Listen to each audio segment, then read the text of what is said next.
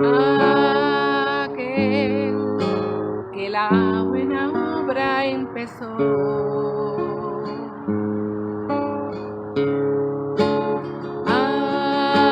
Aquel que la buena obra empezó. Será fiel en completarla. Él es fiel en completarla. El que la comenzó será fiel en completarla en mí.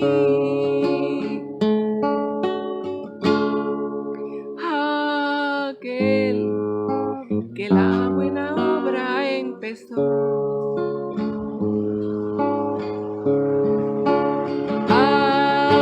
Aquel que la buena obra empezó.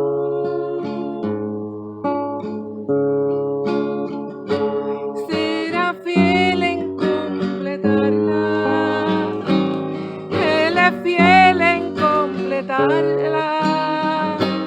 El que la comenzó será fiel en completarla en ti. El que la comenzó será fiel en completarla en ti. El que la comenzó será fiel en completarla en ti.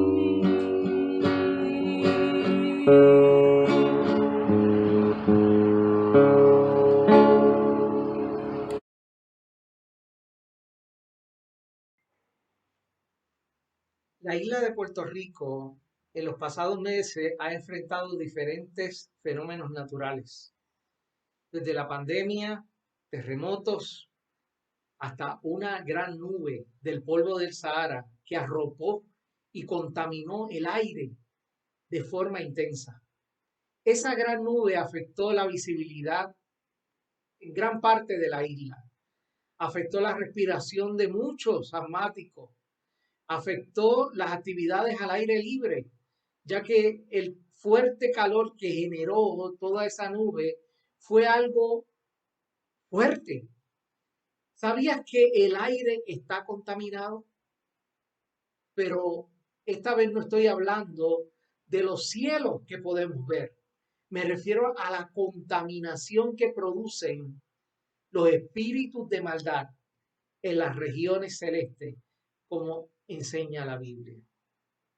Es una contaminación espiritual que penetra las diferentes esferas de la sociedad humana, influyendo de forma negativa en los gobiernos humanos, en las diversas culturas, en las instituciones, en las diversas religiones, en la ideología, en las diferentes ideologías, en las diferentes cosmovisiones de casi toda la humanidad. Ese sistema humano que se opone a Cristo es lo que en Primera de Juan 2:15 se le llama el mundo. Y quisiera leerte unos versos de Primera de Juan, capítulo 2, versículo 15, que nos dice: no amen al mundo, ni las cosas que hay en él. Si alguien ama al mundo, no tiene el amor del Padre, porque nada de lo que hay en el mundo, los malos deseos del cuerpo, la codicia de los ojos y la arrogancia de la vida, proviene del Padre, sino del mundo. El mundo se acaba con sus malos deseos, pero el que hace la voluntad de Dios permanece para siempre. El mundo que habla este pasaje es la suma total de todas aquellas cosas en la creación que han quedado destrozadas por la caída del ser humano. Esa caída ha producido que el juicio de Dios se manifieste contra la humanidad, contra la creación, Y toda esta parte caída está bajo la potestad del príncipe de las tinieblas, llamado el Dios de este mundo, o en otras partes, el príncipe de este mundo. Por lo tanto, nosotros podemos decir que vivimos con una naturaleza caída que apela a un mundo caído que a su vez está bajo el dominio de un ángel caído. Ahí tenemos los tres enemigos básicos del cristiano: la carne, el mundo y Satanás. Y los tres se confabulan. Y los tres están confabulados ¿para qué? Para llevarnos e inducirnos al mal. Cuando hablamos de mundo, tenemos que tener claro la definición. Y tener claro de que hay varias acepciones. Es decir, cuando usamos la palabra mundo, podríamos referirnos a la creación, a la naturaleza, el mundo que Dios creó. Pero también la palabra mundo se utiliza para hablar de la humanidad. Por ejemplo, en Juan, capítulo 3, versículo 16, nos dice que Dios amó al mundo y de tal manera lo amó que envió y dio a su Hijo unigénito para que todo aquel que en él cree no se pierda, mas tenga vida eterna.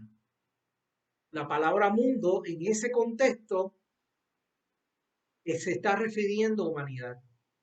Entonces, es bien importante que cuando vayamos a Primera de Juan, al examinar y estudiar Primera de Juan, estemos claros que estamos hablando de mundo y de no amar al mundo en el contexto de un sistema que es contrario a Dios, que es parte de esa sociedad corrompida que nos presenta sus falsos dioses, sus falsos valores, sus falsas maneras de vivir y que van en contra de la verdad de la Escritura. Jesús dijo que en el mundo estaba y el mundo por él fue hecho. Y cuando se está hablando ahí, en esos términos, se está hablando de qué? De la creación. Y cuando está hablando y orando por sus discípulos, dice, yo les he dado a ellos, a sus discípulos, tu palabra, y el mundo los aborreció. Está hablando de este mundo corrompido, de este mundo y de esta sociedad que va en contra de los postulados de Dios. No améis al mundo, ni las cosas que están en el mundo. Es un enemigo. Por lo tanto, no podemos amarlo y mucho menos tener amistad con el mundo. Como dice Santiago, capítulo 4, versículo 4, nos dice la Escritura, oh gente adúltera, ¿no saben que la amistad con el mundo es enemistad con Dios? Si alguien quiere ser amigo del mundo, se vuelve enemigo de Dios. El amar al mundo nos va a llevar a ¿qué? A tener amistad con el mundo. Y el tener amistad con el mundo nos va a llevar a ¿qué? A tener enemistad contra Dios, como nos dice Santiago. No debemos amar al mundo, nos dice la Escritura. Pero no solo eso, nos dice que no debemos amar lo que hay en el mundo. Y el mismo Juan no lo dice. Todo lo que hay en el mundo, los deseos de los ojos, los deseos de ¿qué? De la carne, los deseos de los ojos y la vanagloria de la vida no provienen del Padre, sino de ¿qué? Del mundo. Y hoy quisiera que pudiéramos ver esos tres elementos que componen el mundo y compone todo aquello que el mundo nos ofrece. Nos ofrece primeramente todo aquello que apela a los apetitos de la carne, a los deseos de la carne. Lo que hay en el mundo comienza apelando a nuestro enemigo interno, la carne. Significa satisfacer nuestros deseos del cuerpo. Ese afán por la satisfacción de los deseos físicos. Y esos deseos Dios los puso ahí, en nosotros. ¿Qué son esos deseos físicos y necesidades físicas?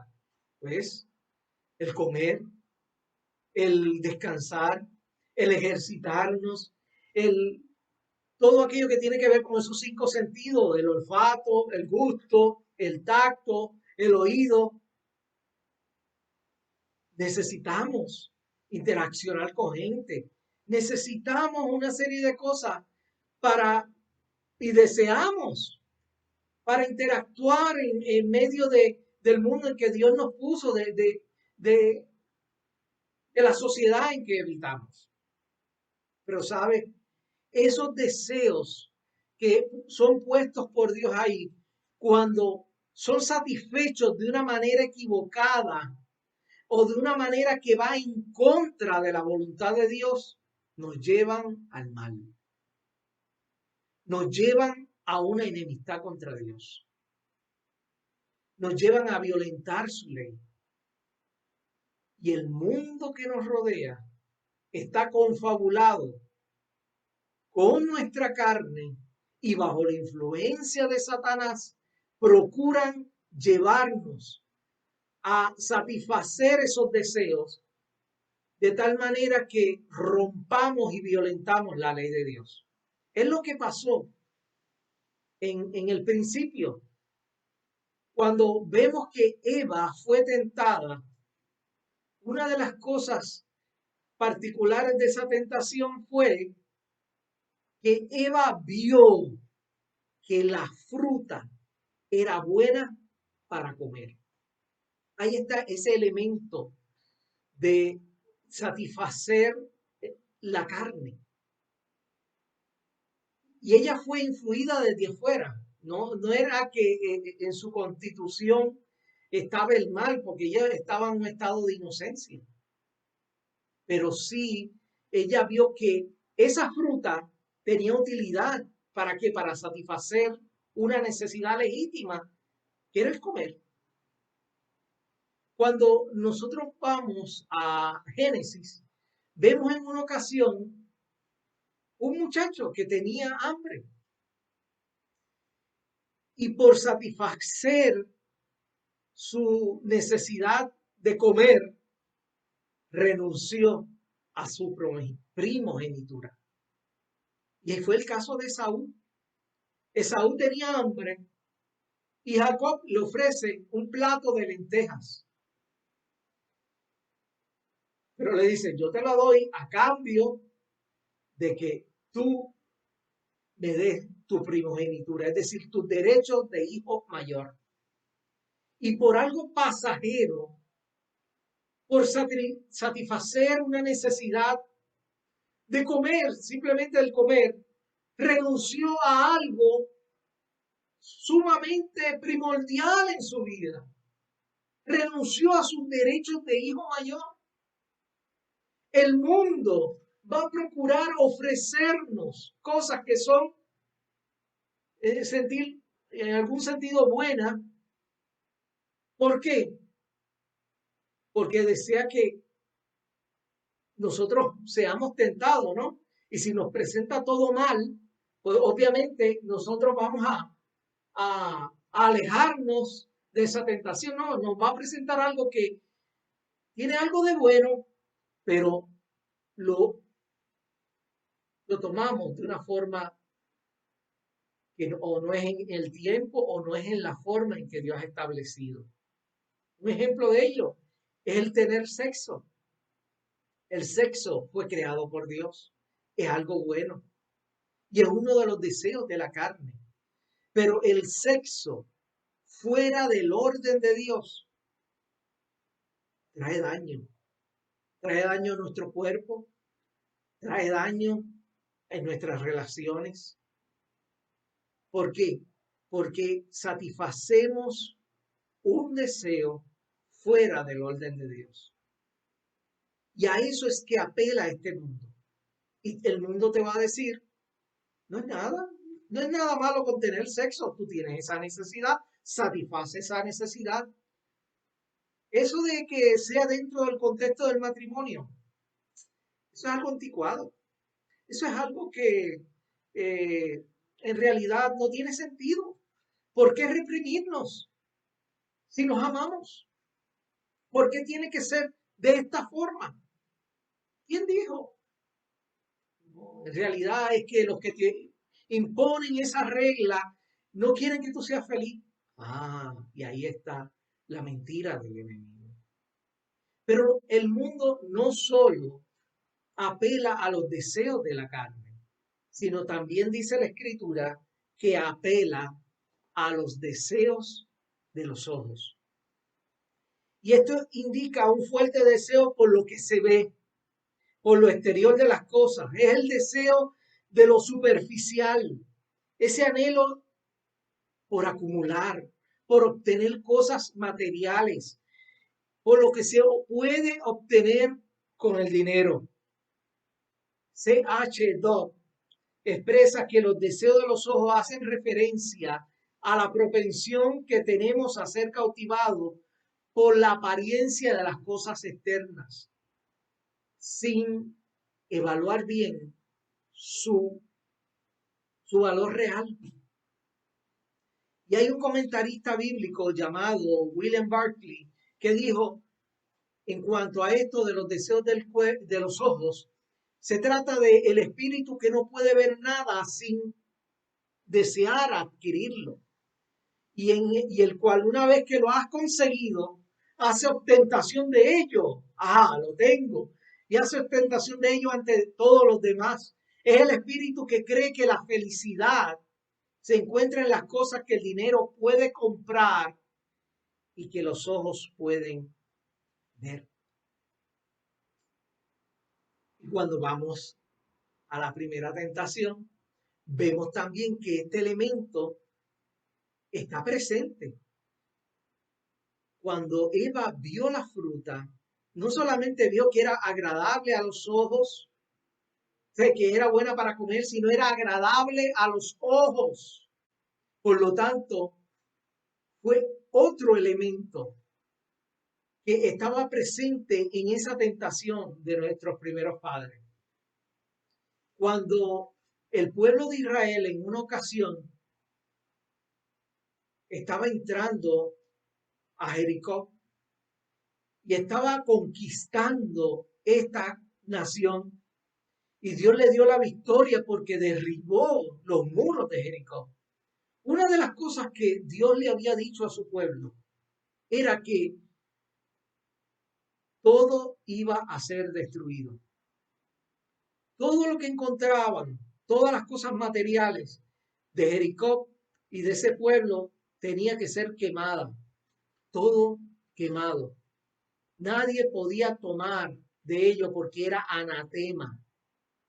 Pero hubo un hombre llamado Acán que se dejó llevar por los deseos de los ojos y vio un manto babilónico, vio unas monedas, vio unas cosas materiales que le llamaron la atención y tomó del anatema.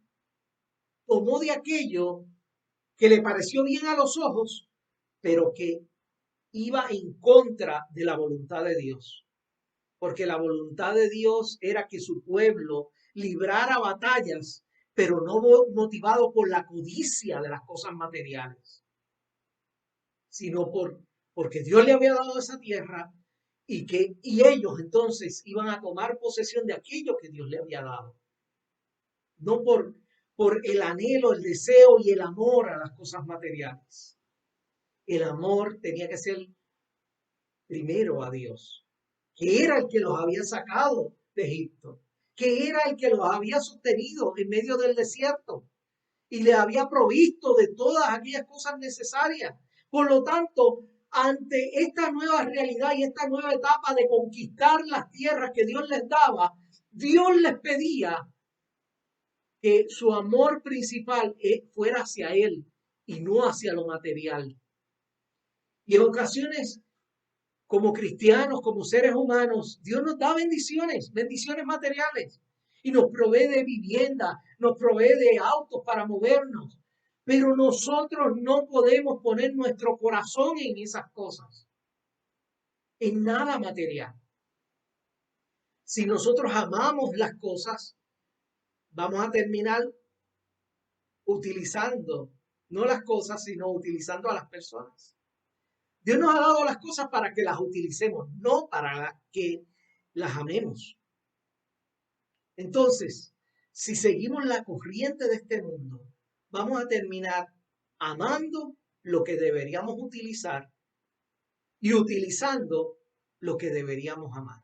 Por ejemplo,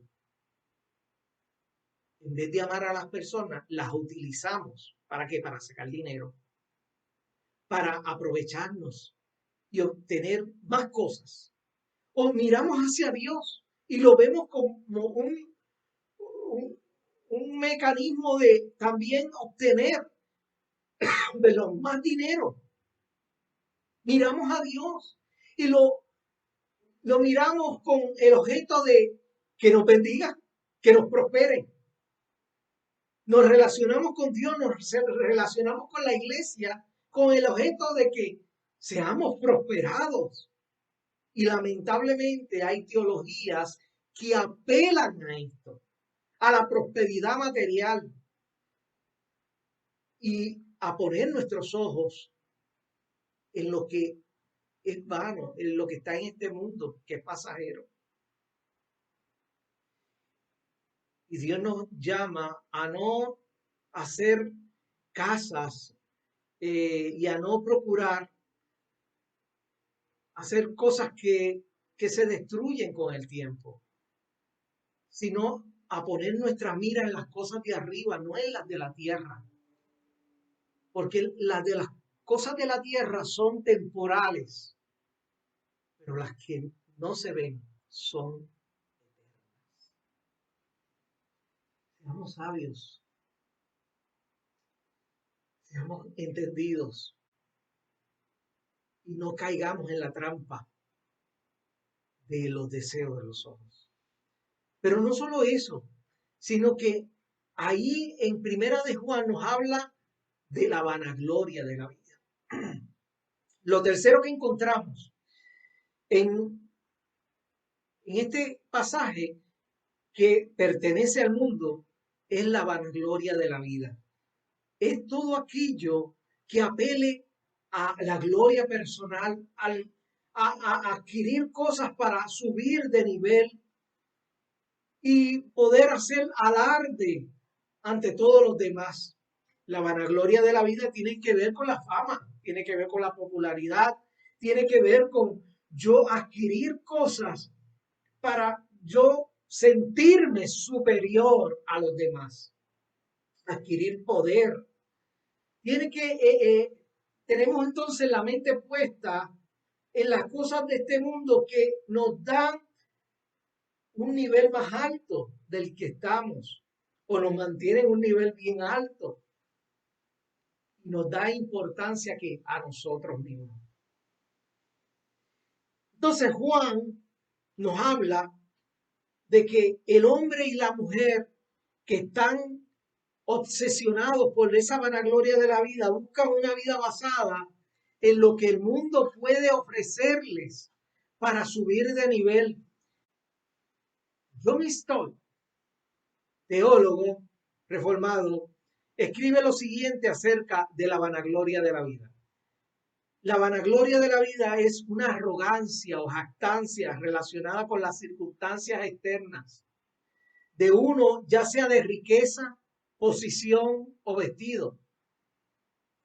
Es una ostentación presuntuosa, un deseo de brillar, de destacar sobre otros en una vida de lujos. En nuestros días vemos cómo gente, por querer alcanzar fama y likes en las redes sociales, hacen y deshacen. hacen cosas ridículas solo para poder llamar la atención y adquirir muchos likes, muchos reconocimientos de aquellos que son sus amigos o de aquella gente que aún ni conoce, pero que quiere atraer la atención. Y para poder escalar y llegar a un lugar de reconocimiento, pues muchos estudian, muchos buscan brillar, sea en los deportes y en la música, en las artes. ¿Y es malo en sí todo eso? Pues no. Dios Dios no quiere que seamos exitosos. Es la pregunta que tal vez algunos harán. Pues sí, Dios quiere que nosotros tengamos éxito en la vida, pero no a costa de quitarle la gloria a Dios. El cristiano está llamado a crecer, a ser exitoso, pero sobre todo ese éxito darle la gloria a Dios. Dios quiere que podamos superarnos en la vida, pero no para que la gente nos mire a nosotros, sino para que mire hacia Dios. Y al mirarnos a nosotros y ver nuestras buenas obras, ver nuestros logros, ver aquellas cosas que alcanzamos, puedan glorificar a Dios, porque el favor de Dios se ha mostrado a nuestra vida y Él nos ha brindado las habilidades, Él nos ha brindado la salud, Él nos ha brindado la fuerza, Él nos ha brindado la sabiduría para alcanzar todo tipo de logro. Cuando nosotros vemos la tentación, la primera tentación, y a Eva volvemos allá, no solamente la fruta prohibida apeló a los deseos de la carne, porque era buena para comer, no solamente apeló a que era agradable a los ojos, al deseo de los ojos, sino que dice que era buena para alcanzar sabiduría. Es decir, para llegar allá a un lugar de prominencia. Y cuando el enemigo nos tienta, nos va a tentar en esas tres áreas principales. No caigamos en la trampa de este mundo. Pastor, ¿y cómo? ¿Cómo podemos tener la victoria contra el mundo? Contra sus trampas, contra sus tentaciones. Pues como Jesús venció. Jesús es el mayor ejemplo de cómo vencer al mundo. Porque en las tres áreas en las cuales Eva y los primeros padres fracasaron, en esas mismas tres áreas que hemos hablado, Jesús tuvo la victoria. Y si analizamos brevemente la tentación de Jesús, vemos que Jesús, cuando fue tentado por Satanás, le dijo Satanás, dile a esas piedras que se conviertan en pan. Jesús tenía hambre y eso es el deseo de la carne. Y Jesús dijo que no. Y utilizó la misma Biblia para contestarle a Satanás de una forma correcta. Utilizó la escritura para vencer sobre la tentación. Dijo que no. Satanás le dijo, pero si tú tienes hambre y tú tienes el poder de convertir las piedras en pan, utiliza tu poder para beneficio propio, para satisfacer esa necesidad que tienes. ¿Por qué no? Pero Jesús no cayó en la trampa del enemigo. Pero no solamente la tentación se quedó ahí, en los deseos de la carne, sino que lo llevó a una montaña bien alta y desde allí le mostró todos los reinos de este mundo, los deseos de los ojos. ¿Y Jesús qué hizo? Se mantuvo firme y no cedió a la tentación. Y ante el planteamiento que hizo Satanás de todo esto te daré si postrado me adorares, Jesús lo rechazó y le dijo, a tu Dios adorarás y al sol servirás. Pero no solamente lo llevó a una montaña alta, sino que lo llevó al pináculo del templo. Y desde allí le dijo, tírate. Y con ese acto todo el mundo, en otras palabras, va a ver que, wow, que eres lo máximo, que eres el Mesías. Todo el mundo se va a quedar eh, asombrado ante tu posición. Si eres hijo de Dios, lánzate. Mira, la escritura misma dice que a sus ángeles mandará cerca de ti, que te guarden en todos tus caminos. Y Jesús le dijo, no, no tentarás al Señor tu Dios. Y vuelve con la escritura a contrarrestar la tentación, aquello que Satanás quería inducirle. Y hoy yo te invito a que, al igual que Jesús, no seamos seducidos por la tentación de este mundo. ¿Por qué? Porque no debemos amar al mundo ni las cosas que el mundo nos ofrece. Si alguien ama al mundo, el amor del Padre no está en él. Pero si nosotros entregamos nuestra vida al Señor, el amor de Dios va a ser derramado en nosotros. Y no solamente el amor, sino el poder de Dios va a ser derramado en nosotros. ¿Para qué? Para decirle no a la tentación, no al enemigo, no a sus ofrecimientos. Y poder decirle que sí a Dios, sí a su voluntad, sí a sus planes, sí a sus propósitos.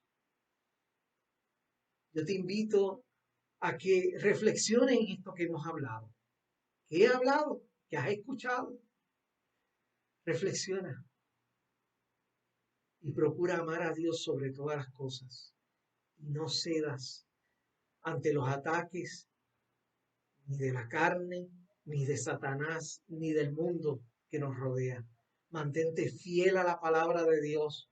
Mantén tu corazón puesto y tus ojos puestos en Jesús, el autor y consumador de la fe. Y dile a tu carne no, y al mundo no, y a Satanás no.